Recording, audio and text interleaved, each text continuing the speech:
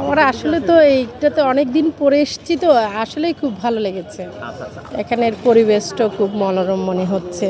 আপনার কি পরীক্ষা দিচ্ছে এবার? আমার মেয়েই দিচ্ছে এবার পরীক্ষার্থী।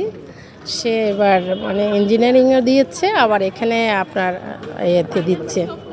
আমি এখানে রাজনৈতিক কিছুই দেখি নাই, তবে পরিবেশটা আগের মতোই আমার মনে হচ্ছে। এখানে আজকের মুহূর্তটাতে মনে হচ্ছে না মানে কোনো রাজনৈতিক কিছু আছে, এটুকু মনে হচ্ছে না। এটা ওই আগের নর্মাল পরিবেশটাই মনে হচ্ছে। খুব সুন্দর লাগতেছে। আচ্ছা, কে পরীক্ষা দিচ্ছে? আমার মেয়ে। আচ্ছা, পরীক্ষার প্রিপারেশন কেমন ছিল? ভালো মোটামুটি।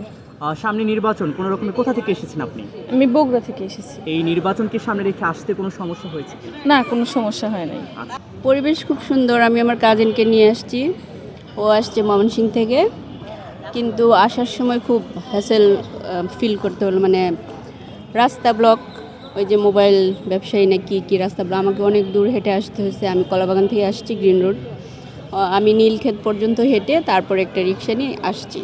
তো এখানকার পরিবেশ তো সবসময়ই সুন্দর, এখনও সুন্দর। ঢাকা ইউনিভার্সিটিতে আসলে ভালো লাগে। আমি যখন স্টুডেন্ট ছিলাম তখনও আসতাম। আমি এখানকার স্টুডেন্ট না যদিও, তারপরেও এখানে ক্যাম্পাস আমার ভালো লাগতো, আসতাম এই আর কি। পরীক্ষা দেওয়ার জন্য। আমার ছেলে আচ্ছা, কোথা থেকে এসেছে? বনশ্রী, বনশ্রী থেকে। কিসে পরীক্ষা দিচ্ছে? ও শাস্ত্রের A2 ইউনিটে। আচ্ছা আচ্ছা। পুরো ক্যাম্পাসের পরিবেশ দেখে পরীক্ষার পরিবেশকে কেমন হ্যাঁ, মনে হচ্ছে? ভালো।